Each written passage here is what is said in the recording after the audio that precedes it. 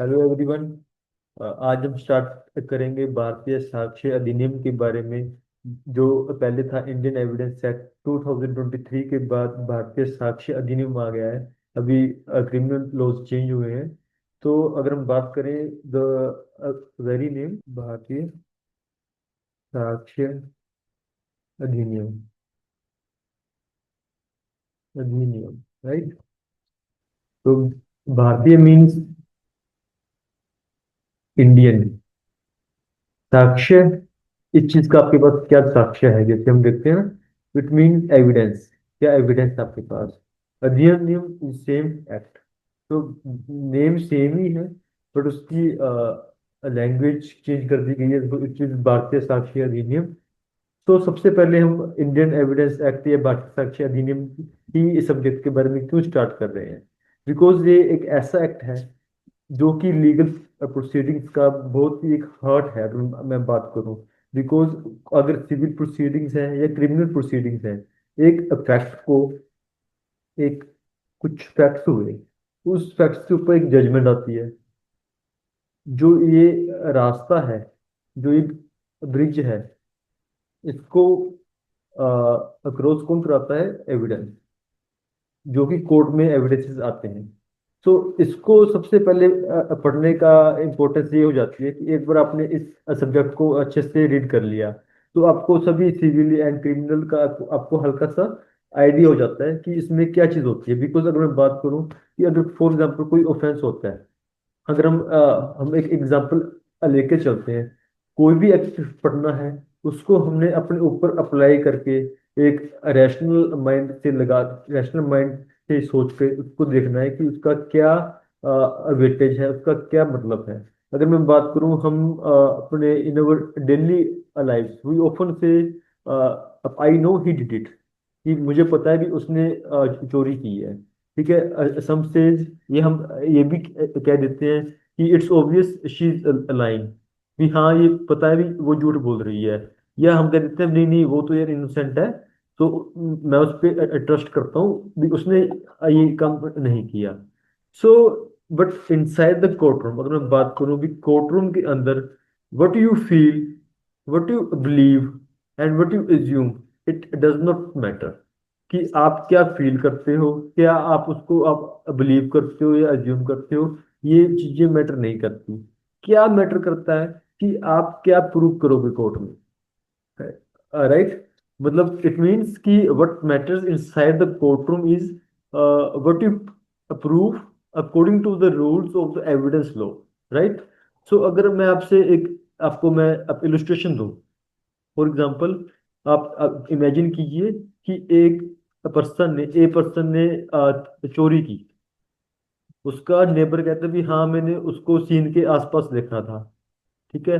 कई कहते हैं कि हाँ भी ये तो इसका तो पास्ट रिकॉर्ड भी है, भी ये ऑफेंसेस ऐसे भी करते रहता है। थर्ड इज कि उसकी जो फैमिली मेंबर्स हैं, वो भी उसके ऊपर सस्पेक्ट करते हैं भी हाँ भी इसने किया होगा, राइट। सो और बट जब कोर्ट में ट्रायल चलता है, कोई सीसीटीवी, एक सेकेंड, जब भी कोर्ट में जब ट्रायल चलता है, तो कोई आपके पास सीसीटीवी फुटेज नहीं है कि उसने ये चीज की है, राइट।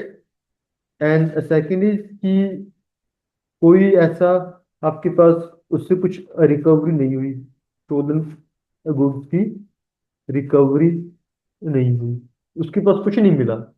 ना कोई सीसीटीवी फुटेज है कि उसने कुछ ऐसा कुछ चोरी की है, ना कोई ऐसी उससे कोई बरामदगी हुई है, रिकवरी हुई है कि उसने, उसके पास स्टोलन गुड्स मिले हैं।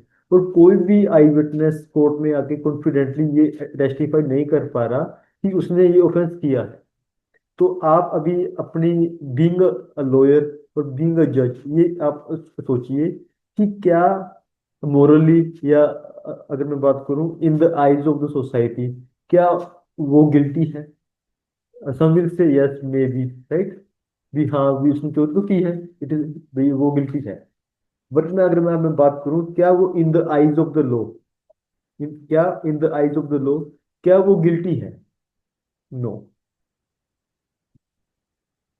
इसका क्या मतलब हो गया कि जब तक वो पर्सन, उसके खिलाफ कोई एविडेंसेस कोर्ट में प्रेजेंट नहीं होते, राइट, टेस्टेड नहीं होते, एक्सेप्टेड बाय द कोर्ट नहीं होते, तब तक वो पर्सन क्या है, नॉट गिल्टी है, राइट। तो इन एग्जाम्पल से हम तो कोई भी लॉ स्टार्ट करेंगे, मैं आपको उसकी जगह बिठा के ही आपसे ही आंसर लूंगा कि आपका दिमाग क्या चलता है, because law is very logical. Law कोई मुश्किल नहीं है। लॉ मीन्स भी क्या, लॉजिक क्या है उसको बस उन्होंने एक एक्सप्रेस्ड फॉर्म में लिख दिया, राइट। सो इसमें आपको कोई दिक्कत नहीं आएगी। एंड नेक्स्ट इज, अगर मैं बात करूं तो अभी हमने बात की कि कोर्ट भी मोरली एंड लीगली डिफरेंस है, राइट। तो this is the heart of the भारतीय साक्ष्य अधिनियम। अगर मैं बात करूं कि it does not deal with what actually happened, असल में क्या हुआ, भारतीय साक्ष्य अधिनियम या एविडेंस लॉ इससे डील नहीं करता। तो वो किससे डील करता है, what the law allow to be approved as having happened, कि आप क्या एविडेंसेस क्या आप अप्रूव कर सकते हो। बीएससी इससे डील करता है, जो असल में हुआ उससे मुझे कोई मतलब नहीं है। जो आप अप्रूव कर सकते हो, बीएससी उससे डील करता है, राइट। तो इस चीज को आपको समझना होगा। उससे उसके बाद हमें एक चीज ये समझनी होगी कि why why we study BSc और इंडियन एविडेंस, राइट। हम ये क्यों पढ़ते हैं, because it is the backbone of all legal proceeding. चाहे वो सिविल प्रोसीडिंग्स हैं, चाहे वो क्रिमिनल प्रोसीडिंग्स है, एविडेंस तो यही लॉ चलेगा। इसी लॉ को आपको समझना पड़ेगा, इसी लॉ को आपको एप्लीकेबल आपको करना पड़ेगा, राइट। सो सबसे पहले आपको बीएसए का, अगर आपने इंडियन एविडेंस एक्ट या बीएसए को अगर आपने समझ लिया, तो आपको सिविल एंड क्रिमिनल प्रोसीडिंग का आपको बहुत ज्यादातर आपको पता लग जाएगा भी इसमें क्या चीज है भी क्या। बिकॉज अगर मैं बात करूं भी कोई भी कुछ हुआ, फॉर एग्जाम्पल कोई एफआईआर हुई या कोई ऑफेंस हुआ, ऑफेंस हो गया, पुलिस ने इन्वेस्टिगेशन की, इन्वेस्टिगेशन के बाद यहाँ से उसने कोर्ट में फाइनल रिपोर्ट अपनी दे दी। कोर्ट के बाद लंबे समय तक कोर्ट में रहता है। हम ये सुनते हैं भी कोर्ट में केस भी 2 साल से चल रहा है, 5 साल से चल रहा है, राइट। तो जो ये पीरियड है, यहाँ पे आ गई जजमेंट। जो ये सॉरी जो ये जजमेंट है, जो ये हमारी जजमेंट आई, इस समय के भीतर, इस समय के भीतर ही क्या चलता है हमारा, एविडेंस है। एविडेंस लो मैं आपको करूंगा, बिकॉज हम बात कर रहे हैं भारतीय साक्ष्य अधिनियम की, तो एविडेंस लो मैं as a genus word use कर रहा हूँ। तो एविडेंस वर्ड को अगर हमने ये चीज ने हमें समझ लिया, तो हमें सब पता लग जाएगा अभी कोर्ट में क्या सीन चल रहा है, भी कोर्ट में क्या एविडेंस आ रहे हैं, क्या दिक्कत आ रही है, कोर्ट कोर्ट कैसे काम करता है। अगर मैं बात करूं कि जब मैं आपसे पूछूं भी व्हाट इज एविडेंस एक्ट, तो आपके दिमाग में कई क्वेश्चंस अराइज होंगे, राइट। लाइक एविडेंस क्या है, एविडेंस आप कब दे सकते हो, क्या दे सकते हो, राइट। और किस चीज का एविडेंस आप दे सकते हो। सो ये चीजें दिमाग में आती हैं। तो सबसे पहले हमें इसको ही मास्टरी इसकी हमें करनी पड़ेगी। उसी के बाद हमें जाके अच्छे से आगे सिविल लॉ, सीपीसी या सीआरपीसी या आईपीसी आपको अच्छे से समझ आएंगे, right. Now it is BNS और बीएनएसएस। तो भी मेरे मुंह पे वही पे चढ़े हुए हैं, बीएनएस, सीआरपीसी, आईपीसी। तो राइट, तो एक चीज आपको पढ़नी पड़ेगी, एक ना कुछ टर्म्स हैं, ये आप अपने आंसर में आप लिख सकते हो। बेंथम ने कहा था, evidence is the basis of justice. Evidence is the basis of the justice. अगर एविडेंस अच्छा होगा, अगर एविडेंस अच्छे होंगे, तो एक ट्रायल अच्छा चलेगा। ट्रायल अच्छा होगा तो जजमेंट अच्छी आएगी, राइट। जजमेंट अच्छी आएगी तो आर्टिकल 21 जो बात करता है राइट टू लाइफ की, ये फंडामेंटल राइट अच्छे से एक्सरसाइज किया जा सकता है, एक्सरसाइज होगा, राइट। सो एविडेंस को आप आर्टिकल 21 से आप इंटरलिंक इस तरीके से कर सकते हो कि अगर अच्छे से एविडेंस आएगा, ठीक है, तभी अच्छे से ट्रायल होगा, तभी एक आप अच्छे एडवोकेट या अच्छे आप जज आप बन पाओगे, ठीक है। और उसी से ही आर्टिकल 21 का सीधा इंटरलिंकिंग है कि अगर अच्छी जजमेंट नहीं आएगी, अगर फॉर एग्जाम्पल उसने क्राइम नहीं किया था बट आपने उसको एक्विट, आपने उसको कन्विक्ट कर दिया, so it is against, it is violating the right to life of such person. Am I right? तो इसके बाद हम स्टार्ट करते हैं। अभी हमने थोड़ा सा इंट्रोडक्शन किया था भी, इन एविडेंस एक्ट हम क्यों पढ़ते हैं, इसका क्या सिनेरियो, राइट। इसके बाद हम देखते हैं भी जो हमारा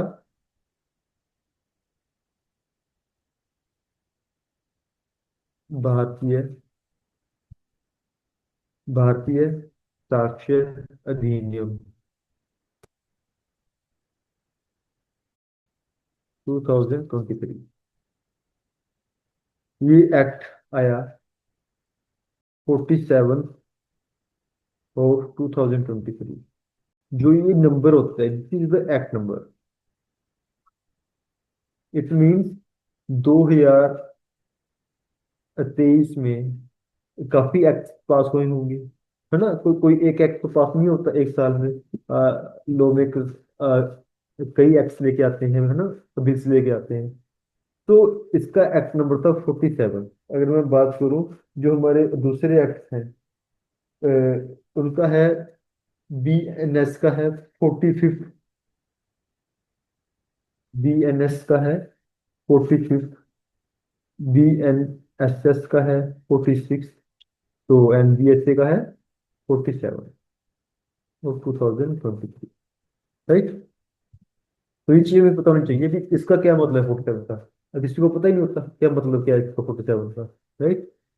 तो उसके बाद है जो हमारा BSA है, इसके कितने पार्ट्स हैं। सबसे पहले हमें इसको की ना प्री में या किसी भी एक्ट को समझने के लिए आपको उसका एक स्केलेटन आपको एक बना लेना चाहिए भी, वो क्या है, उसका क्या, एक से लेके कितने सेक्शन है, उसको उसकी डिवाइडेशन कैसे की गई है, राइट। तो इसके 3 पार्ट्स हैं। एंड सेक्शंस, अगर मैं बात करूँ चैप्टर की, तो इसके पार्ट 3 हैं। चैप्टर की बात करें तो इसमें 12 चैप्टर्स हैं। सेक्शन की बात करें तो इसमें सेक्शन 170 है। तो शेड्यूल की बात करें तो इसमें एक शेड्यूल, राइट। तो ये चीजें आपके प्री पॉइंट ऑफ व्यू के लिए आपके लिए इंपॉर्टेंट हो जाती हैं। तो उसके बाद अगर मैं बात करूं, इसको मैं आपसे सिंपलीफाई करूं कि जो इसके BSA को, अगर मैं इसको मैं ब्रॉडली इसको अगर मैं इसको मैं डिवाइड करूं, तो पार्ट 1 बात करता है प्रीलिमिनरी, प्रीलिमिनरी, राइट, जो कि चैप्टर 1 भी है। पार्ट 2 डील करता है रेलिवेंसी,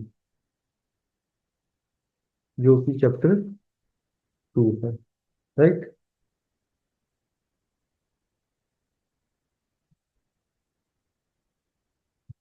और जो आपका पार्ट 3 है वो बात करता है अप्रूव,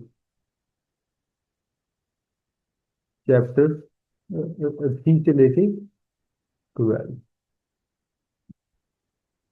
चैप पार्ट 1 बात करता है प्रीलिमिनरी। इसमें आपको बताया जाता है कि जो बीएसए है इसके अंदर आपकी डेफिनेशंस आ गई कि बीएसए किसके ऊपर एप्लीकेबल होगा। ठीक है, क्या वो आर्बिट्रेशन ट्राइब्यूनल्स पे एप्लीकेबल होगा, क्या वो सिर्फ कोर्ट पे एप्लीकेबल होगा, क्या जो वो तहसीलदार अपनी कुछ प्रोसीडिंग्स करते हैं लैंड एक्विजिशन में, क्या उन पर एप्लीकेबल होगा या नहीं होगा। ये बात क्या आर्मी पे एप्लीकेबल होगा, जो उनकी कोर्ट मार्शल होते हैं, क्या वहां पे एविडेंस लो ये वाला एप्लीकेबल होगा नहीं होगा। ये हमें बताता है प्रीलिमिनरी पार्ट। पार्ट 2 बताता है हमें रेलिवेंसी की, भी आप क्या चीजें रेलिवेंट हैं, क्या चीजें रेलिवेंट नहीं है। फॉर एग्जाम्पल कि जो चीजें कोर्ट में आप पेश कर सकते हो एज एविडेंस। जैसे मैंने आपसे स्टार्टिंग में बात की थी कि जब भी हम एविडेंस की बात करते हैं, एविडेंस एक्ट की बात करते हैं, ठीक है, तो हमारे दिमाग में कुछ क्वेश्चंस आते हैं कि एविडेंस क्या है, आप क्या दे सकते हो। जो क्या दे सकते हो वो है चैप्टर 2, राइट। ये बताता है कि इसके बाहर आप कोई एविडेंस नहीं दे सकते। सिर्फ ये चीजें ही रेलिवेंट हैं जो कि कोर्ट में आ सकती हैं, राइट। ये चीजें ही एडमिसिबल हैं, इनके बाहर आप नहीं लेके आ सकते, राइट।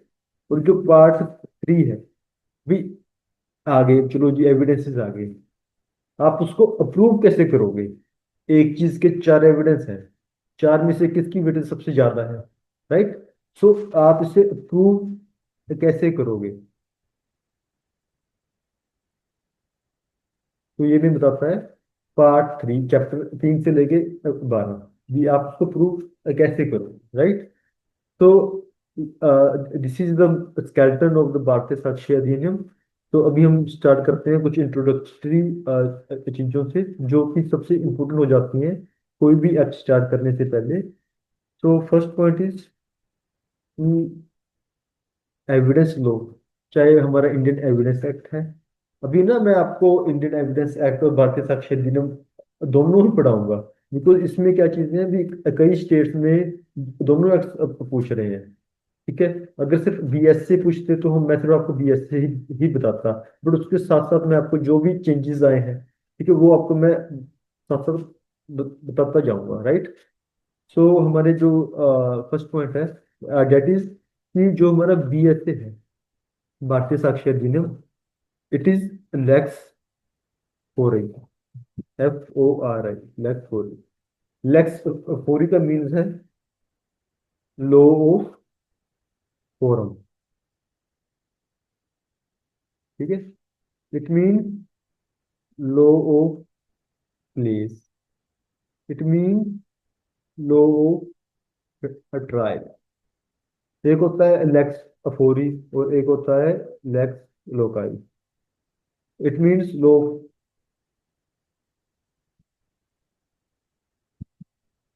एक होता है लेक्स फोराई, एक होता है लेक्स अलोकाई। ठीक है, लेक्स फोराई का मतलब होता है कि लॉ ऑफ द फोरम, जहाँ पे ट्रायल हमारा चल रहा है। फॉर एग्जाम्पल, अगर ऑफेंस किसी एक की जगह हुआ बट उसका ट्रायल कहीं और चल रहा है। फॉर एग्जाम्पल, मैं आपसे एग्जाम्पल की बात करूं कि हमारा, फॉर एग्जाम्पल, ए ने कोई ऑफेंस किया, ए ने कोई ऑफेंस किया इंग्लैंड में, राइट। वो पकड़ा गया इंडिया में, उसका ट्रायल कहाँ चलेगा, इंडिया में। तो एक तो एविडेंस लो हो गया इंग्लैंड का, तो एक होगा इंडिया का। तो कौन सा एप्लीकेबल होगा, हमारे वाला, इंडिया वाला। बिकॉज क्यों, बिकॉज हमारा जो लॉ है BSA, that is lex fori, that means law of the forum.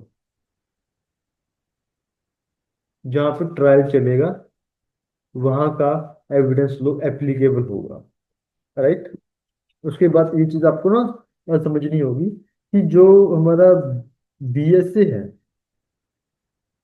या एविडेंस लो है, मैं एविडेंस लो बोलूंगा, जो हमारा एविडेंस लो है, it is the law of force.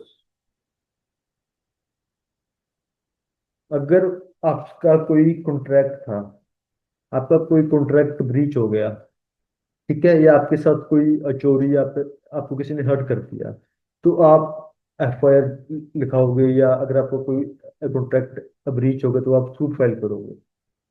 Suit file करने के बाद आप बताओगे कि मेरा इस इंडियन कॉन्ट्रैक्ट एक्ट के इस सेक्शन में कि मेरा ब्रीच हुआ जी, ठीक है, मेरे को आप कंपनसेशन दो।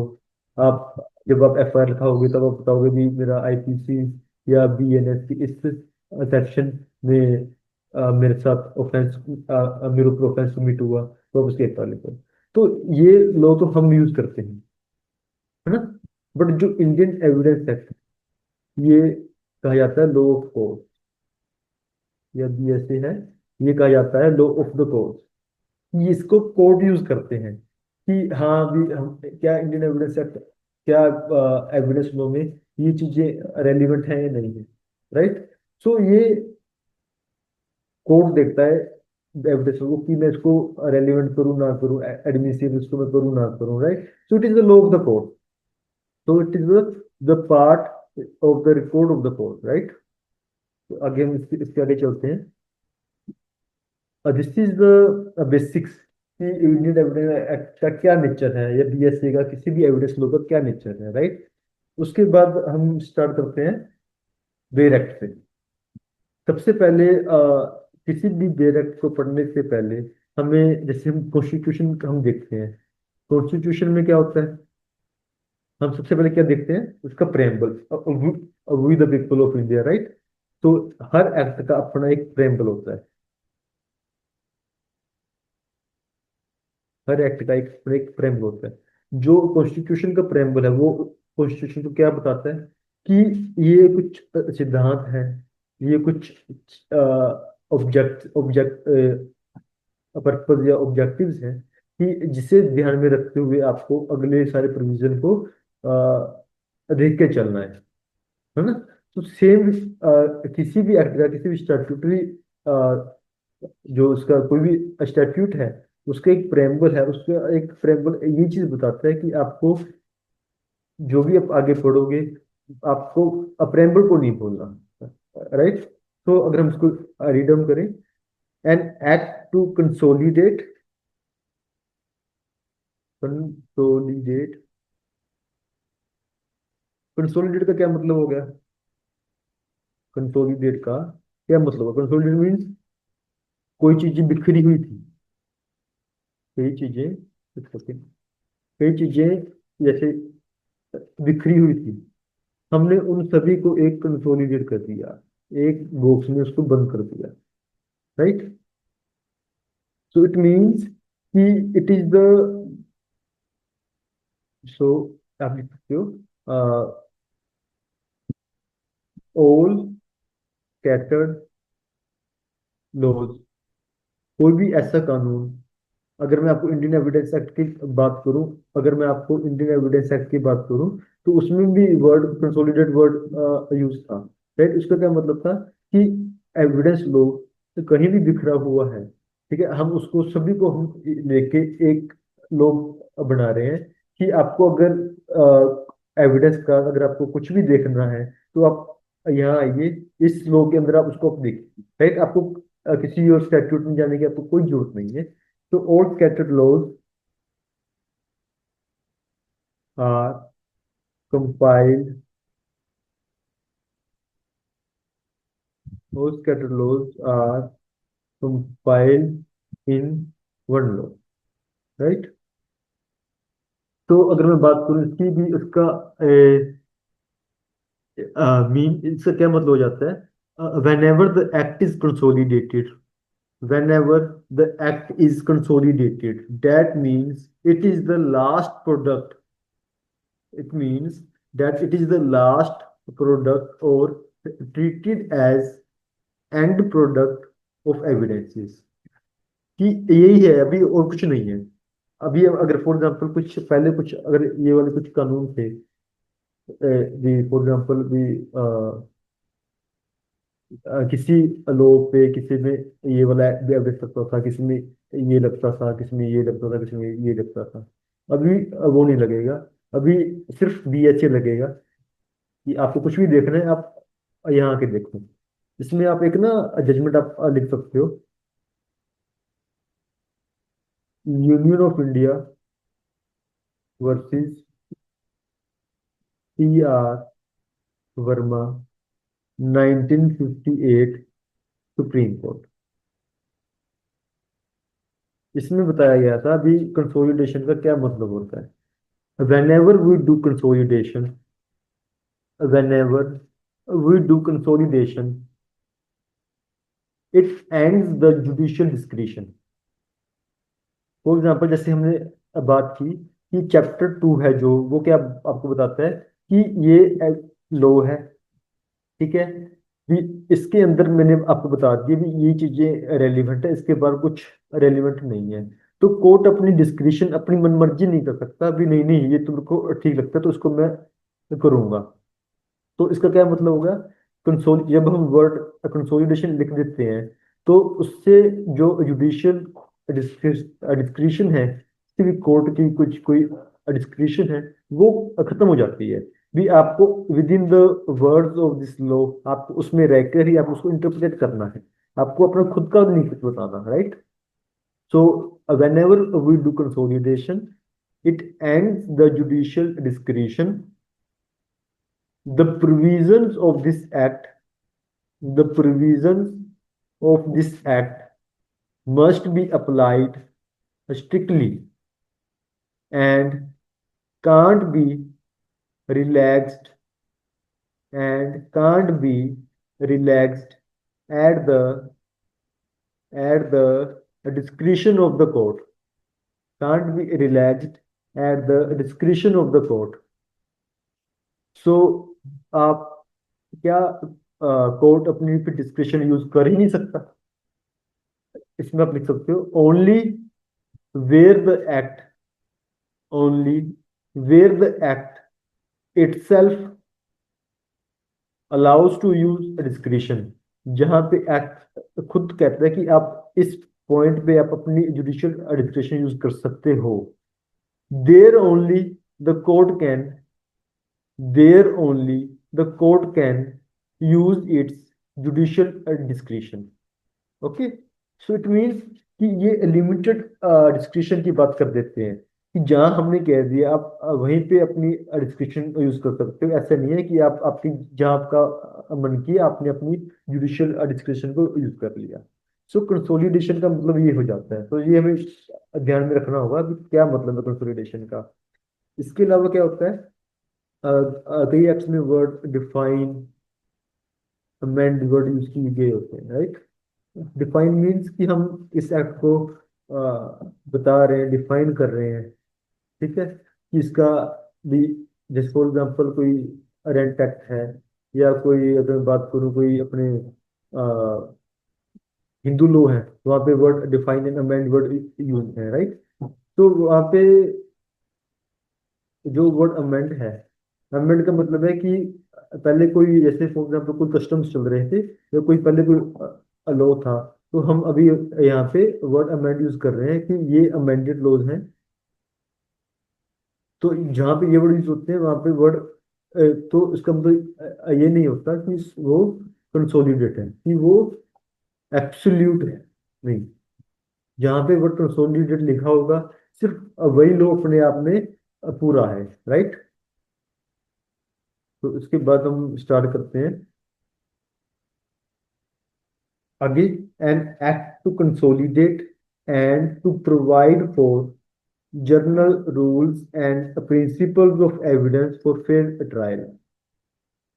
To provide for general rules की, जो भारतीय साक्ष्य अधिनियम है, ये आपको जनरल रूल्स आपको बताएंगे एंड आपको प्रिंसिपल्स ऑफ एविडेंस बताएंगे जिससे फेयर ट्रायल हो सके, राइट। सो ये है हमारा प्रेम्बल ऑफ द भारतीय साक्ष्य अधिनियम, राइट।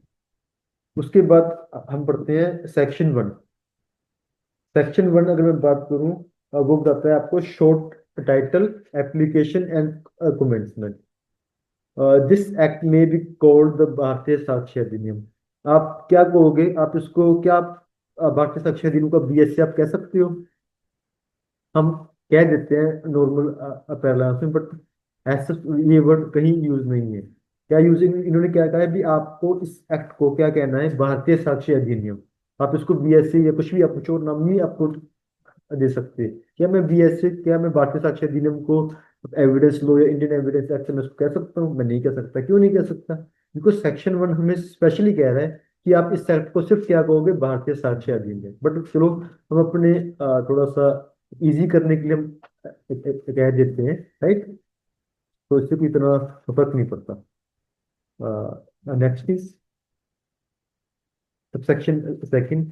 किसी भी, जैसे फॉर एग्जांपल सेक्शन है, सेक्शन 1, जो इसके बाद पॉइंट 1 एंड पॉइंट 2 लिख रखे हैं, इसको बोलते हैं section 1, sub section 1, sub section 1, sub section 2, sub section 3, right? हमने लीगली हमें इसको ऐसे प्रोनाउंस करना है, राइट? तो सब सेक्शन 2 बात करता है कि इसकी, इसे इसका क्या नाम था? अ, किसी भी सेक्शन के फ्रेम सेक्शन के टाइटल का शॉर्ट टाइटल वो हमने देख लिया। इसको आप क्या कहोगे? भारतीय साक्ष्य अधिनियम। इसकी एप्लीकेशन क्या है? भारतीय साक्ष्य अधिनियम भी हमने बात करनी भी, ठीक है जी, लेट्स फॉर आई है, ठीक है जी। इसका क्या मतलब है, क्या पर्पज है? एप्लीकेबल किस पे होता है ये एप्लीकेबल, इस पे आप चार्ट बना सकते हो। Territorial, right, and the subject matter.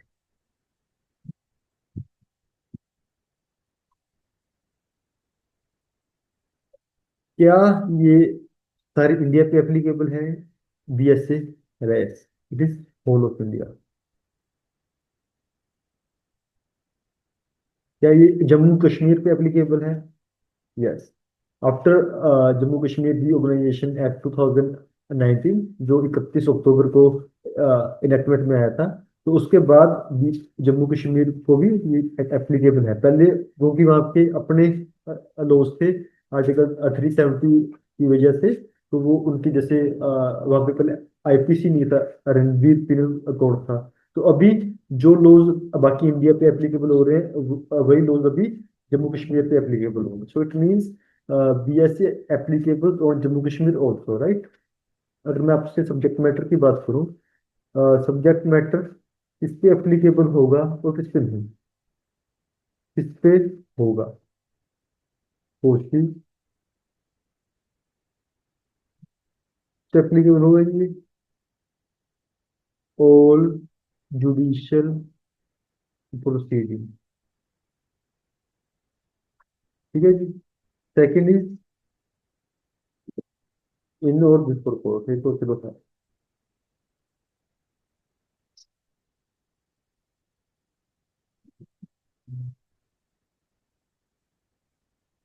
Second is all court martial, court martial.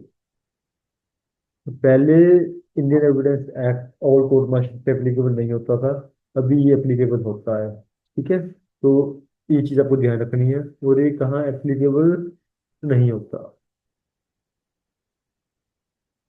कहाँ एप्लीकेबल नहीं होता?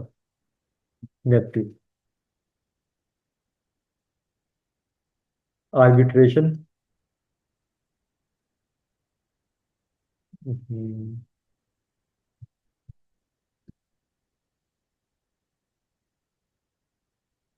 आर्बिट्रेशन एंड एफिडेविट, इनके ऊपर इंडियन एविडेंस एक्ट या भारतीय साक्ष्य अधिनियम पहले भी एप्लीकेबल नहीं होता था और अब भी नहीं होता, राइट? तो अगर आप इसको रीड करोगे, it applies to all judicial proceedings in or before any court including court martial, but not to affidavit and affidavits presented to any court or officer, nor to proceedings before an arbitrator. इसको आप ना highlighter से highlight कर सकते हो भी जिन जिन पर applicable है। फॉर एग्जाम्पल भी अगर जो मैंने ये पिंक लगा रखा है भी इनके ऊपर ये एप्लीकेबल नहीं है, तो ये आपको इजी हो जाता है जब आप उसको फिर से रीड करोगे कि कहाँ कहाँ एप्लीकेबल है और कहाँ कहाँ एप्लीकेबल नहीं है। For example judicial proceedings and court martial को आप किसी डिफरेंट या फॉर एग्जाम्पल अब ऑरेंज है ना या किसी भी हाईलाइट से आप इसको हाईलाइट कर दो। उसके बाद जो एफिडेविट्स हैं और जो आर्बिट्रेटर हैं उनको आप पिंक या किसी और हाईलाइटर को हाईलाइट कर दो। तो इससे आपको इजी हो जाता है कि आप एक नजर में बता दोगे कि कहाँ कहाँ एप्लीकेबल है और कहाँ कहाँ एप्लीकेबल नहीं है, राइट। अभी मैंने आपसे बात की कि it is applicable on the judicial proceeding. Judicial proceedings का क्या मतलब हो जाता है? जुडिशियल प्रोसीडिंग का क्या ये भारतीय साक्ष्य अधिनियम में कहीं एक्सप्लेन है? एक बार आप अपनी डेफिनेशन सेक्शन देखिए, सेक्शन 2, क्या उसमें कहीं जुडिशियल प्रोसीडिंग्स एक्सप्लेन नहीं है? तो उसका क्या मतलब हो गया? अ, अगर मैं बात करूं जॉन मेन जॉन मेन ने कहा था judicial proceeding is a step judicial proceeding is any step in legal administrators. Judicial proceeding is any step in lawful administration of justice, administration of justice, in which evidence may be legally, in which evidence may be legally recorded for the definitive decision of the matter in issue. Definitive decision of the matter in issue, right. तो इसमें वो कह रहे हैं कि जहाँ पे आपके एविडेंसेस रिकॉर्ड हो रहे हैं, ठीक है, इसके लिए एक डेफिनेटिव का मतलब क्या है? एक फाइनल फाइनल जजमेंट लेने के लिए, राइट। इसको क्या कहते हैं? Judicial proceeding. एक ये डिफाइंड है section 2M।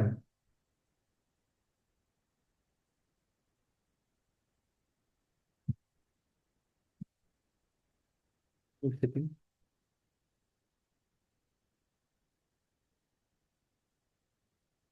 Section 2M, section 2M of BNSS, section 2M of BNSS।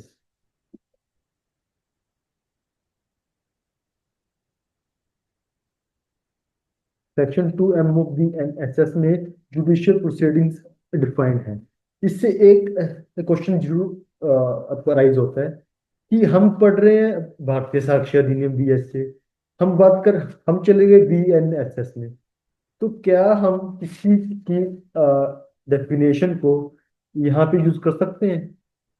क्या ये अलाउड है? जनरली ऐसा अलाउड बिल्कुल भी नहीं होता। क्यों अलाउड नहीं होता?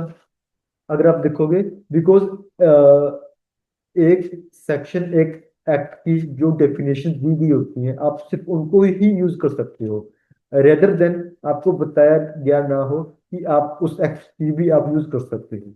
अगर आप उसका सेक्शन 2 ओपन करोगे BSA का, तो इसमें आप देखोगे words and expressions here in used here in and not defined. BSA में कुछ ऐसे वर्ड जो यहाँ पे डिफाइंड नहीं है, बट जो डिफाइंड है but defined in the information technology act IT act, comma Bharatiya Nagarik सुरक्षा संहिता BNSS एंड BNS भारतीय न्याय संहिता have shall have the same meaning as assigned to them in the said act and संहिताs। So it means कि सिर्फ इन तीन जो act हैं आप वहां की कोई डेफिनेशन है आप वहां की कोई डेफिनेशन को यूज कर सकते हो। ठीक है, अगर ये चीज ना लिखी होती तो हम यूज उसको नहीं कर सकते थे, राइट। तो हम बात करते थे section 2M of the NSS।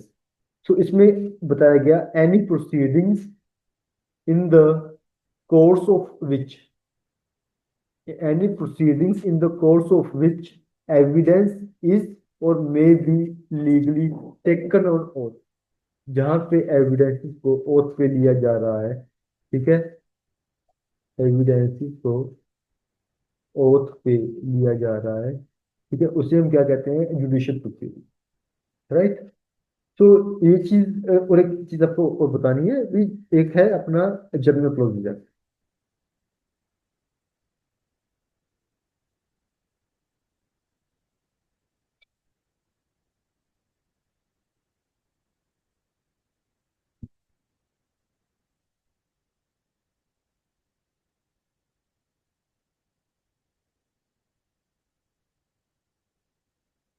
Journal closes,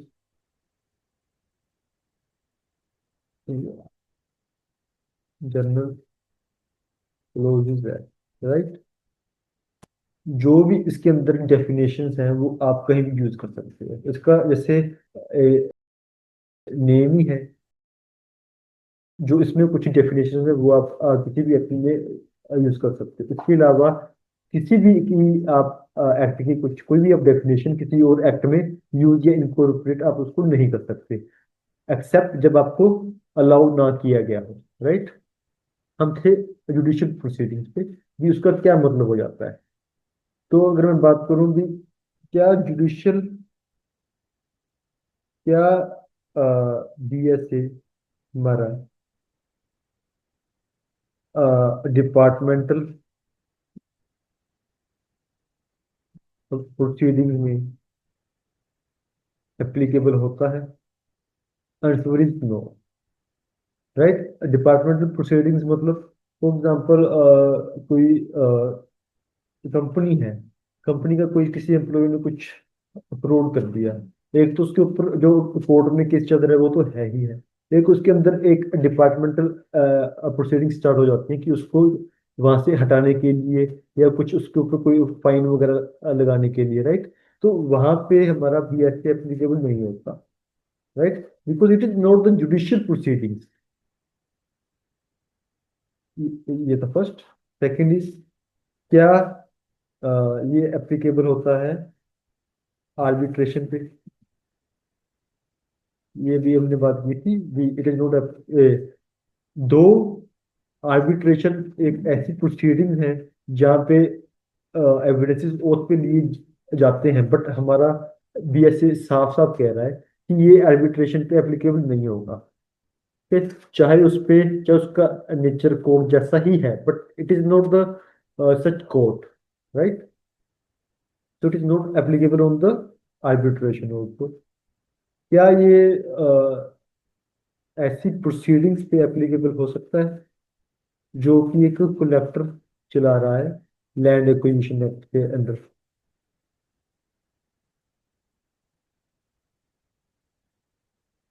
no, because it is not the judicial proceeding, right. एक क्वेश्चन आता है कई बार मेंस में, इंटरव्यू में भी एंड प्री में भी, क्या ये ट्राइब्यूनल्स के ऊपर एप्लीकेबल होता है?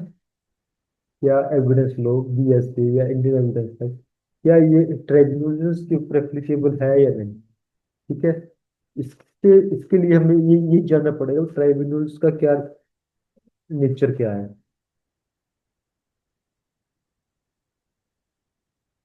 और ट्राइब्यूनल्स का नेचर क्या है। तो अगर मैं बात करूं कि अगर हम इससे पहले हम देखें, इसको जानने के लिए हमें देखना पड़ेगा कोर्ट की क्या डेफिनेशन है, क्या कोर्ट में ट्राइब्यूनल्स इंक्लूडेड है। सो अगर हम section 2 close subsection 1, section 2 section 1 close A, अगर आप इसमें देखोगे, court includes all judges and magistrates and all persons except arbitrators, comma legally authorise to take evidence, इनमें भी इसने एर्बिट्रेटर को एक्सप्रेसली एक्सक्लूड कर दिया गया। सो इट मींस इसमें आर्बिट्रेटर को एक्सक्लूड कर दिया गया। हम बात कर रहे थे ट्राइब्यूनल्स की, क्या कोर्ट की डेफिनेशन में ट्राइब्यूनल्स इंक्लूडेड है? नहीं है। तो इसका क्या नेचर है? अगर मैं बात करूं with the growth of the civilisation and the problem of the modern life, ये चीजें जरूरी हो गई बिकॉज लार्ज, जैसे क्या हो गया भी, जैसे कि हमारी सिविलाइजेशन बढ़ी, मॉडर्न प्रॉब्लम्स भी अराइज हो चुकी थी, जिसकी वजह से हमें large number of administrative tribunals को सेटअप करना पड़ा। ठीक है। दीज ट्रिब्यूनल्स, ये अपनी जो ये ट्रिब्यूनल्स हैं, ये वैल्यूएबल राइट्स के ऊपर एडमिनिस्टर करते हुए, इसको एडजुडिकेट करते हुए, उसको एक लीगल राइट्स उसके प्रोनाउंस करती हैं by giving their award. It means, अगर मैं आपको सिंपल लैंग्वेज में इसको मैं समझाऊं कि जो ये ट्राइब्यूनल्स है, इनकी अथॉरिटी होती है कि आप किसी भी जैसे फॉर एग्जांपल इन्वायरमेंटल ट्रिब्यूनल्स होते हैं, NGT, national green tribunal, right. जो ये ट्राइब्यूनल्स हैं, ये जब मॉडर्न लाइफ में हमारा कमर्शियलाइजेशन हो गया, ठीक है, इंडस्ट्रीज आ गई, तो हमें कुछ ट्राइब्यूनल्स सेटअप करनी पड़ी, बिकॉज उनका मैटर, नो डाउट उनका मैटर सिविल मैटर बिल्कुल है, बट कई बार क्या होता है कि उनके लिए हमें एक्स्ट्रा से एक सिस्टम एक बनाना पड़ा, ताकि वहां पे ही कोर्ट्स में फ्लडेड ना हो जाए, ठीक है, केसेस के लिए वो फ्लडेड ना हो जाए, और उनके लिए अलग सेटअप इसलिए बना दिया गया कि आप वहीं पे देखो, ठीक है, इससे क्या होगा, वहां पे एक स्पीडी चलेगा। No doubt they are empowered by law to pronounce the award on their valuable rights, ठीक है। इवन उनकी जो प्रोसीडिंग्स हैं वो ओथ ओथ पे एविडेंसेस को रिकॉर्ड भी कर सकती हैं, ठीक है। They act in judicial manner, but they are not the ordinary courts, ठीक है, बट वो ऑर्डिनरी कोर्ट्स नहीं है। जो ये कोर्ट्स हैं, जो ये जो एक कोर्ट होती है, कोर्ट हमारा कॉन्स्टिट्यूशन भी अलाउ करता है, ठीक है। Tribunals, these are made by the statutes, state को लॉ बनाता है, लॉ के अंडर हमारे ट्राइब्यूनल्स बनते हैं, राइट। तो हम ये चीज कह सकते हैं, tribunals are similar to courts but are not court, right. So tribunals क्या होते हैं, इनका अगर मैं बात करूं nature, they are quasi court. Why they are not the ordinary courts? Because they don't come in the hierarchy of courts. जो court की hierarchy है उसमें ये नहीं आते, that's why they are not the ordinary courts, right? एक second में इसको चार्ज लगा रहा हूँ।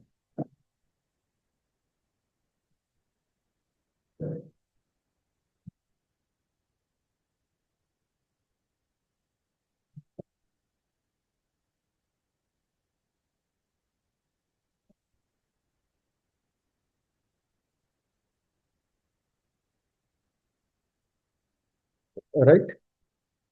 तो अगर हम, क्योंकि ये ना क्वेश्चन दिल्ली में भी और कई बार आया है, what is the difference between the tribunals and the court, ये आप लिख सकते हो, डिफरेंस क्या है। एक केस लिखा, H D Joshi versus high court of judicature of Bombay, 2011 supreme court. इसमें सुप्रीम कोर्ट ने डिफरेंस बताया था भी, ट्राइब्यूनल्स एंड कोर्ट्स में क्या डिफरेंस होता है, राइट। तो first point is, courts are courts are bound by courts are bound by strict rules of evidence, ठीक है। But tribunals are bound by rules of natural justice, right? Second is courts are established by constitution to administer the justice, right? And tribunals are, but a tribunal is body of persons, body of members who settle the controversies, who settle the controversies arising on arising on special matter only. सिर्फ वो एक एक particular चीज के ऊपर ही एक tribunal बनती है, राइट? जो कोर्ट है, कोर्ट के ऊपर तो सभी तरह के मैटर्स आते हैं, बट जो ट्राइब्यूनल्स है, ट्राइब्यूनल्स पे एक सिर्फ एक पर्टिकुलर स्पेसिफिक मैटर के ऊपर ही ट्राइब्यूनल्स बनती हैं। एंड जो ट्राइब्यूनल्स में जो बैठते हैं, उसमें कौन बैठता है? कोई एक पर्सन नहीं बैठता, मोर देन एक एक बॉडी बैठती है, right? Third is court is presided over by the judge या magistrate. Third is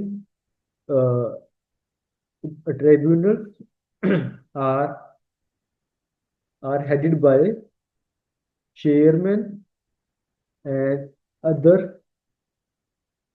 members elected by या nominated by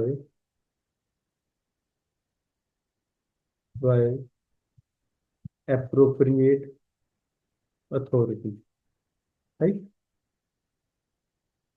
Fourth is tenure. A tenure of the judge is not limited, but a tenure of the member of the tribunal is always with the pleasure of the executive. It means कि जब चाहे appropriate authority या सरकार उसको हटा सकती है, ठीक है? बट जज को ऐसे हटाया नहीं जा सकता जब तक वो उसकी एज रिटायरिंग वाली एज वो ना पहुंच जाए, right? Fifth point is court deal with every matter, but a tribunal deals with specific matters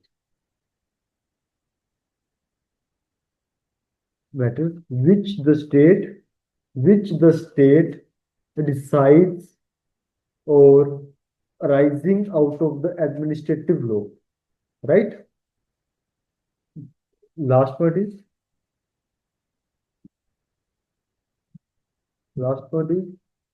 final product. Court का जब उसने सारा केस को एडजुडिकेट कर लिया तो उसका फाइनल प्रोडक्ट क्या होता है? एक जजमेंट या डिक्री, है ना? बट ट्राइब्यूनल्स की क्या होती है? अवार्ड। वो अवार्ड देते हैं। So this is the main difference between the tribunals and the courts, right?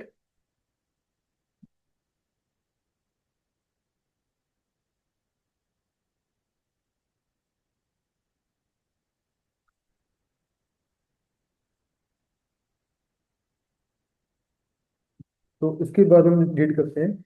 अभी हमने ऊपर हमने बात की थी भी किसके ऊपर एप्लीकेबल होगा। अगर मैं आपको फटाफट से बताऊं भी, हमने बात की थी भी टेरिटोरियल में होल ऑफ इंडिया पे एप्लीकेबल होगा, even the Jammu and Kashmir also. Subject matter में हमने बात की थी it is applicable on the all judicial proceeding in or before court, right? मतलब जुडिशियल प्रोसीडिंग्स का क्या मतलब है? जुडिशियल प्रोसीडिंग्स का डिफाइन है सेक्शन 2 ऑफ BNSS। कौन अलाउ करता है कि हम एक लॉ की डेफिनेशन को दूसरी लॉ की डेफिनेशन में हम उसको यूज कर सकते हैं? That is section 2 subsection 2 of BSA। वो कहता है ITH BNSS और BNS की डेफिनेशंस को आप यूज कर सकते हो। बट अगर ऐसी चीज है फिर एक डेफिनेशन BSA में है और एक डेफिनेशन BNSS में, सेम डेफिनेशन है, तो आप BNSS, तो आप BSc की आप उसको मानोगे, मतलब भारतीय साक्ष्य अधिनियम की आप लिखोगे। उसमें लिखा गया ना, the words and expression used hearing but not defined. अगर इसमें कुछ चीज डिफाइन नहीं है, सिर्फ आप तभी दूसरे लॉ में जाके उसकी डेफिनेशन को यूज कर सकते हो, अदरवाइज आप नहीं कर सकते। राइट। आगे था all court marshals. Court marshals के ऊपर भी एप्लीकेबल होगा। कोर्ट मार्शल्स कहाँ कहाँ होते हैं? एक होती है आर्मी होती है, एक नेवी होती है, और एक एयरफोर्स होती है। आर्मी जो लैंड पे लड़ती है, एयरफोर्स जो हवा में लड़ती है, और एक क्या बोला था अभी मैंने, एयरफोर्स, और एक नेवी। नेवी जो अंडर द वाटर लड़ती है। राइट। तो एयरफोर्स, आर्मी एंड नेवी। अगली बात आती है, it is not applicable on the arbitration. Arbitration की अगर मैं बात करूं, भी आर्बिट्रेशन पे एप्लीकेबल ये नहीं होगा।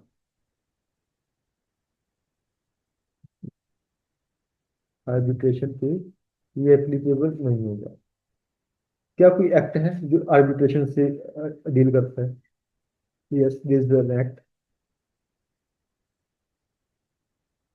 Arbitration and conciliation act 1996। Right. India में ये लॉ है जो आर्बिट्रेशन या कंसिलिएशन एक्ट से डील करता है। ये एप्लीकेबल क्यों नहीं होगा आर्बिट्रेशन पे? दो, it is like the judicial proceedings also. इसमें एविडेंसेस भी ओथ के ऊपर रिकॉर्ड होते हैं, बट हमारा जो BSc है वो साफ साफ कहता है कि इनके ऊपर एप्लीकेबल नहीं होगा। इवन कोर्ट्स की डेफिनेशन में भी इसको एक्सक्लूड किया गया है। Right. So that's it is not applicable. अगर मैं बात करूं भी हमारे इंडिया में जो ये सेटअप हुए हैं, जो ये हमारा एक्ट है, it is based upon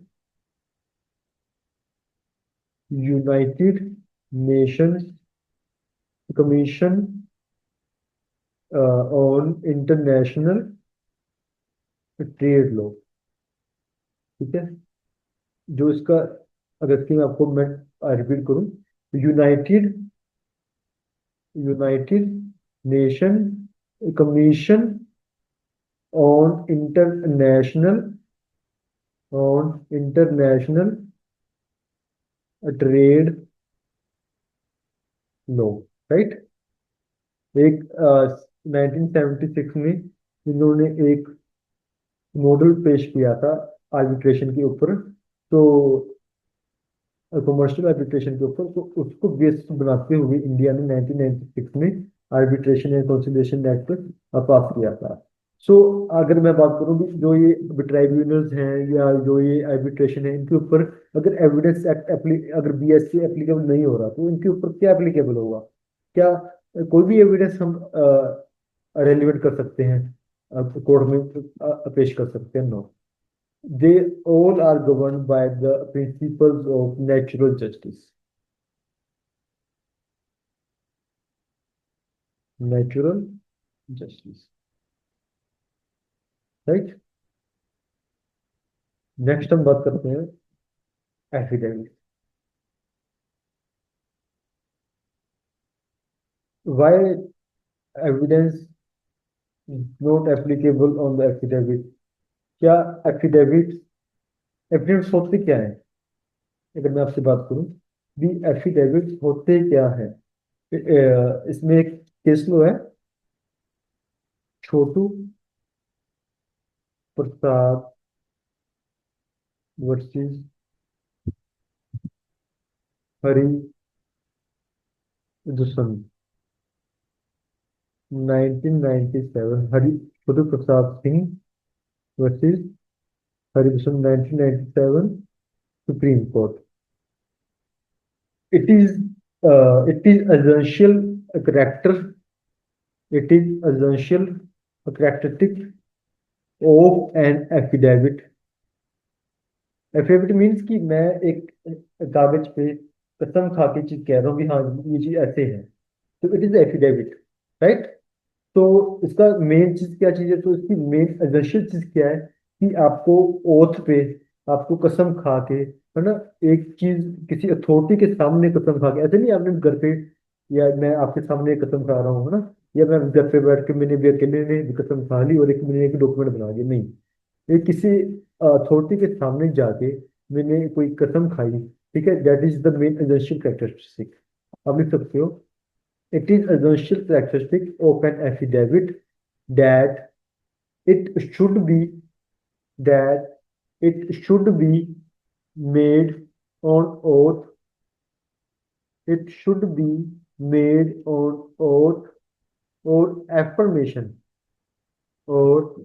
affirmation before a court having authority, किसके सामने, कोर्ट के सामने या किसी अथॉरिटी के सामने जिसके पास पावर हो कि आपसे वो कसम, आपको कसम वो खिला सके, right. Before a person having authority to administer it, to administer it. अगर आप कभी कोर्ट गए हो या अगर आपने कभी एफिडेविट देखा होगा, ठीक है, तो हम नोटरी के पास जाते हैं।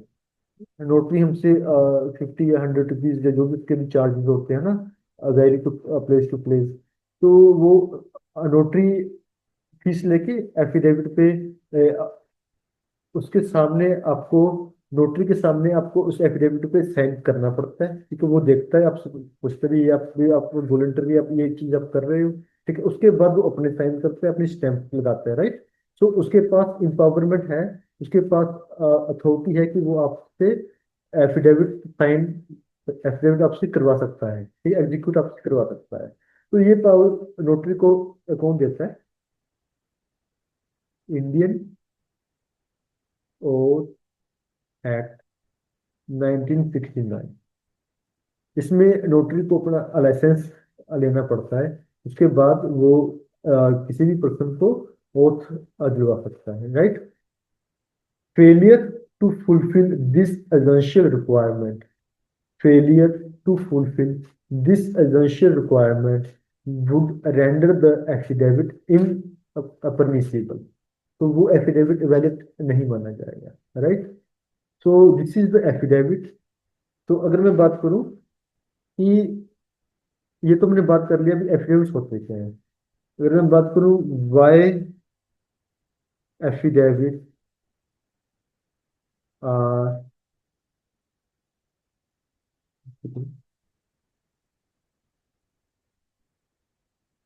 Y affidavit per se is not an evidence, क्यों एविडेंस नहीं है। फर्स्ट ऑफ ऑल हमें जाना चाहिए एविडेंस की एक डेफिनेशन में क्या, तो हमें वहीं से पता लगेगा कि क्या एविडेंस की डेफिनेशन में एफिडेविट आते हैं नहीं आते। Section 2E, section two section 2 sub section 1 close ई, ये बात करता है एविडेंस की। Evidence means and includes all statements including statements given electronically which the court permits or requires to be made before it by witnesses in relation to matters of a fact under inquiry, and such statements are called oral evidence, means जो statement आपने court में देनी है, तो it is affidavit में तो नहीं आ रहा, चलो आगे बढ़ते हैं। All documents, including electronic or digital records, are produced for the inspection of the court, and such documents are called documentary evidence. Affidavit तो कोई डॉक्यूमेंट्री एविडेंस भी नहीं है, राइट। डॉक्यूमेंट्री एविडेंस तो क्या होगा, फॉर एग्जाम्पल मेरे कोई बही खाते हो गए जिसको मैं कोर्ट में पेश कर रहा हूँ, भी ये मेरे बही खाते हैं, इसमें कोई डिफ्रॉड नहीं किया गया किसी को, राइट। तो इट इज नॉट, तो एफिडेविट तो एविडेंस की कोई डेफिनेशन में ही नहीं आ रहा।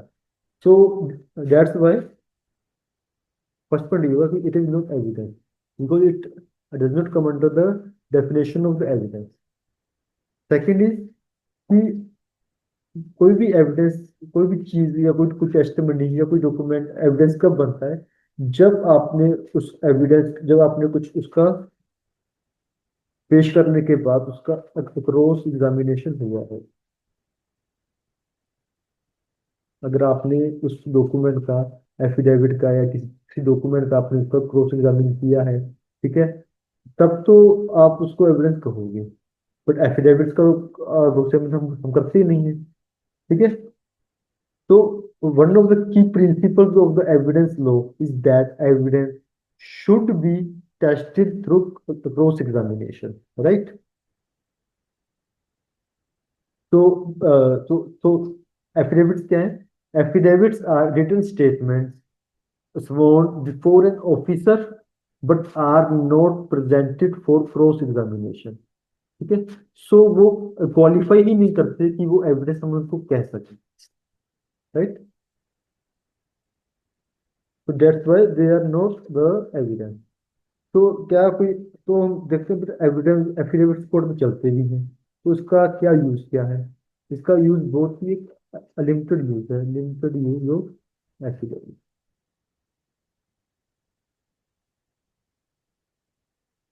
अगर मैं आपको सीपीसी की बात करूं, उसमें जिक्र है order 19 and section 30 of CPC. अगर मैं आपको बीएनएसएस की बात करूं, तो इसमें एफिडेविट्स को अलाउ किया गया है सेक्शन 331 से लेके 332 एंड 333 बीएनएसएस, राइट। जो ये पहले सेक्शन थे सीआरपीसी में, ये थे सेक्शन 295, 296, 297 सीआरपी, ठीक है जी। यहाँ यहाँ एप्लीकेबल थे। So affidavits are mainly used in the procedural matters, summary matters, ठीक है। बट नोट, आप ये नहीं दे सकते भी, फॉर एग्जाम्पल अगर मैं अपना एफिडेविट दे रहा हूँ कि हाँ जी मैंने ए को देखा था वो बी का मर्डर कर रहा था, ये मैंने अपने घर पे या किसी नोटरी के सामने एफिडेविट एक टाइप कर दिया, वहां से उनसे स्टेप लगवा ली, और कोर्ट में मैं पेश नहीं हो रहा, मैंने सिर्फ अपना एफिडेविट दे दिया कि ये लो ये मेरा एविडेंस है, तो इससे तो फिर ये ब्लंडर हो जाएगा, राइट। तो क्या होना चाहिए कि दो मैंने एफिडेविट दे दिया, बट मुझे पेश होना वहां पर पड़ेगा, ठीक है। पेश होके तो जो अपोजिट काउंसिल है वो मुझे क्रॉस एग्जामिन करेंगे, उसके बाद ही वो एविडेंस, जो मेरी एक टेस्टिमनी है वो एविडेंस बनेगी। सिर्फ एक एफिडेविट जो मैंने ऊपर लिखा ना, वाई एफिडेविट पर से, एफिडेविट पर से कभी भी एविडेंस नहीं बनते, ठीक है, इस वजह से। तो जो ये मैंने बात की आपको, जो सेक्शन 331 से लेके 333 और बी यहाँ पे अलाउ है, ये डील करते हैं फॉर्मल विटनेस हो गया या फिर कंप्लेंट अगेंस्ट द, जहाँ पे complaint against the public officer है, वहां पे आपको एफिडेविट देना पड़ता है। सो it is only for this purposes only. तो अगर मैं आपसे एक बात करूं भी, जो ये एफिडेविट्स है, क्या इनका दूसरा यूज क्या है? Other use of affidavit, for example, अगर आप देखोगे प्रैक्टिस में, जब भी बेल पिटिशन है ना फाइल होती है, तो उसके साथ एक एफिडेविट लगता है, ठीक है। वो एफिडेविट क्यों लगता है कि फॉर एग्जाम्पल कि अगर लगा लो कि किसी की कोई डेथ हो चुकी है, किसी एक्यूज पर्सन की किसी रिलेटिव कोई डेथ हो चुकी है, कोई मैरिज है या कुछ भी है, ठीक है, उसको वहां पे जाना है, तो एक एफिडेविट लगाना पड़ता है कि हाँ जी उस पर्सन की शादी है या उस किसी पर्सन की शादी है, तो एक एफिडेविट लगाना पड़ता है कि टू माई नॉलेज कि ऐसे ऐसे ये वाले फैक्ट्स हैं। अगर बंदा एफिडेविट पे झूठ बोल रहा है, तो उसके खिलाफ सेक्शन 229 बीएनएस की कार्रवाई स्टार्ट हो सकती है, जो कि सेक्शन पहले क्या था 193 आईपीसी, उसकी कार्रवाई स्टार्ट हो जाती है।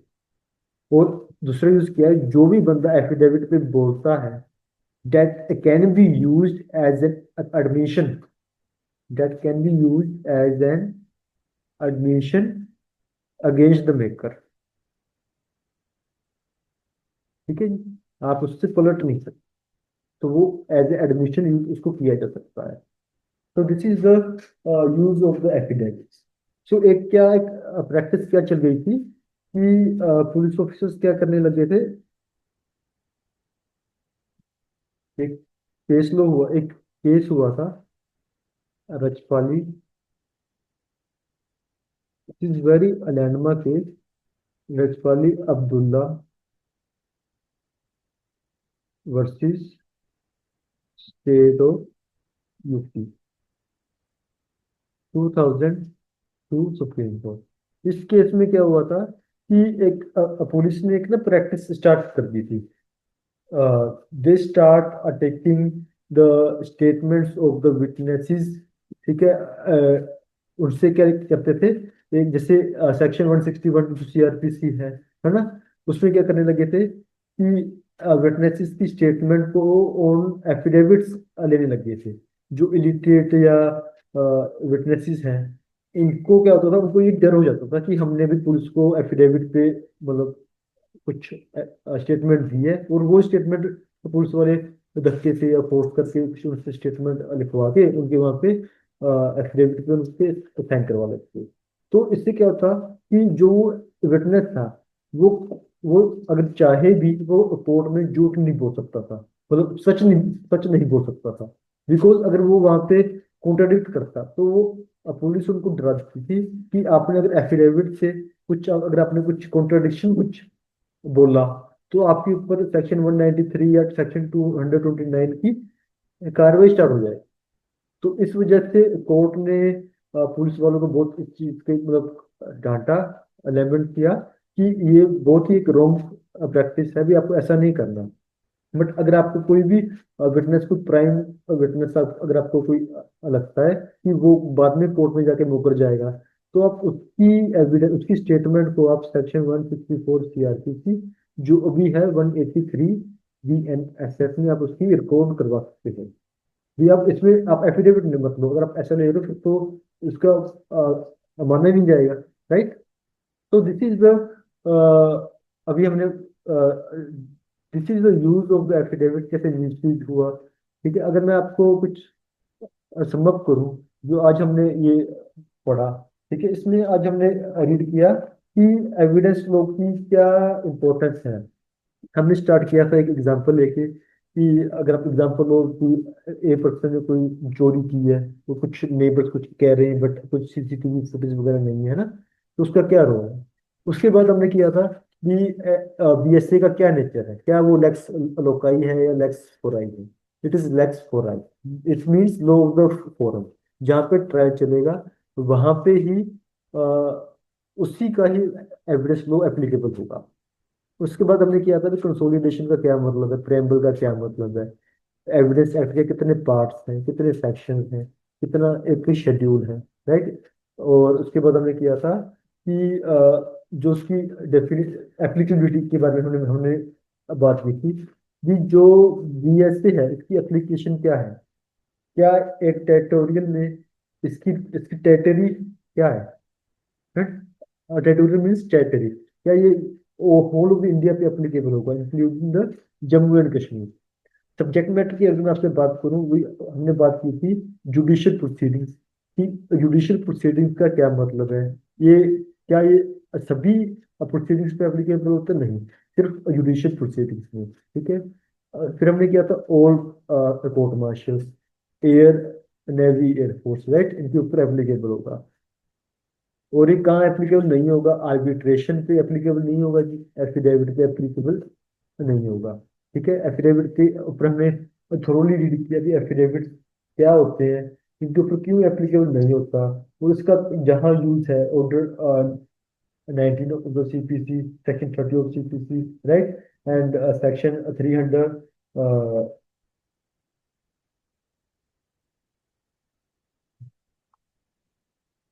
मैंने बात की ना, सेक्शन 331, 32, 33 ऑफ द BNSS, वहाँ पे इसका यूज है, राइट। इसके बाद हमने किया था कि जो एक पुलिस ने एक रॉन्ग प्रैक्टिस चलाई। ठीक है, उसके बाद हम, इससे पहले हमने ये भी किया था difference between the tribunal and the courts, क्या इसमें डिफरेंस है। अभी मैं लेक्चर खत्म होने से पहले पहले आपसे एक चीज शेयर करना चाहूंगा कि आज हमने बात की थी कि proof matters, not the beliefs. Starting में हमने बात की थी कि आप क्या बिलीव करते हो, क्या मानते हो, वो मतलब नहीं है। क्या आप मैटर को आप प्रूफ कर सकते हो, वो चीजें देखी जाएंगी, राइट। अभी मैं आपसे एक आपसे एक चीज मैं शेयर करता हूँ कि इससे एक मैं आपसे रियलिस्टिक लीगल डिलेमा के बारे में आपसे मैं बात करूंगा, जिससे आपका माइंड लाइक लोअर पोर्शन अभी से स्टार्ट हो जाएगा, राइट। एक चीज आप लिख सकते हो कि अगर कोई पर्सन, फॉर एग्जाम्पल ए, एक पर्सन टेम्पल में गया, उसने प्रीस्ट के सामने अपने पैर झुकाए और उसको अपना जो उसने, फॉर एग्जाम्पल किसी ने एक ने कोई कोई मर्डर किया था, वो गया, वो एक मंदिर में गया, पंडित जी के सामने बैठ गया, वो कहता जी महाराज जी अब मुझसे गलती हो चुकी है, मुझसे एक पाप हो चुका है, गलती से मैंने दी को मैंने मार दिया है, मुझे भी पश्चाताप करना है, मुझे आप क्षमा कीजिए, मुझे आप क्षमा कीजिए, मतलब इस चीज के लिए मुझे भी आप क्षमा करें। तो बाद में क्या हुआ, पुलिस ने इन्वेस्टिगेशन स्टार्ट की, उन्हें पता लगा भी ए ने पंडित जी को कोई स्टेटमेंट दिया, कोई अपना कन्फेशन दिया है, राइट। तो क्वेश्चन ये उठता है कि कैन द प्रीस्ट, अभी क्वेश्चन ये है, can the priest be called to the court. क्या आप उस पंडित जी को कोर्ट में बुला सकते हैं, और क्या आप उनको बुलाने के बाद फोर्सफुली उनको कंपेल कर सकते हैं कि आप बताइए कि आपको ए ने क्या कन्फेशन दी। क्या हमारा जो एविडेंस एक्ट लॉ है, क्या ये हमें अलाउ करता है, जो अभी तक हमने पढ़ा, मैं आपको जो आगे पढ़ेंगे रेलिवेशन में मैं आपको उससे नहीं पूछ रहा, सिर्फ आप अपना माइंड अपने यूज कीजिए, बीइंग अ लॉयर और बीइंग अ रेशनल पर्सन, ठीक है। कि अगर आप बीइंग आप वकील हैं, ठीक है, तो आपको पता भी ए ने पंडित जी को अपनी कुछ कन्फेशन दी है, ठीक है, तो क्या आप कंपेल कर सकते हो कि पंडित जी को भी आप आओ, या आप बताओ भी उसको आपने क्या बताया था।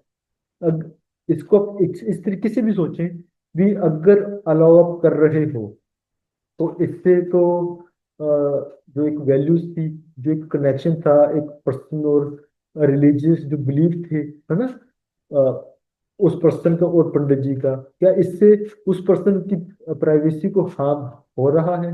जैसे हम देखते हैं ना क्रिश्चियन में वो मतलब अपने चर्च में जाते हैं ना, वहाँ पे कन्फेस करते हैं, ऐसा ही कुछ सिनेरियो उसकी मैं आपसे बात कर रहा हूँ।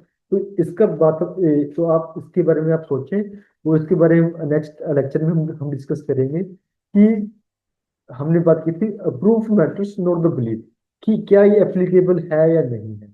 अगर आपको किसी को भी कोई क्वेरी है, कोई चीज़ आपको समझ नहीं आई, तो आप मेरे को आप कमेंट बॉक्स में या आप दिए गए फोन नंबर पे आप मेरे को मैसेज कर सकते हो, ठीक है। That's it for my side, thank you very much.